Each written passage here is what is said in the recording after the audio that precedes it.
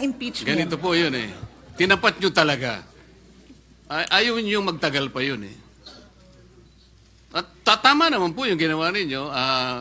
Ipinakita nyo sa kanya, pinaramdam nyo sa kanya talagang wala siyang maasahan kaysa mapagod pa siya. Sino ho Pero yun? ang sabi niya sa inyo, ang sabi po niya sa inyo, pwede bang ako'y kahit papano'y dadalaw-dalaw pa rin? Parang nag-MR. Nasa sayo yun, but that will not change my mind. Ganon din po yun eh.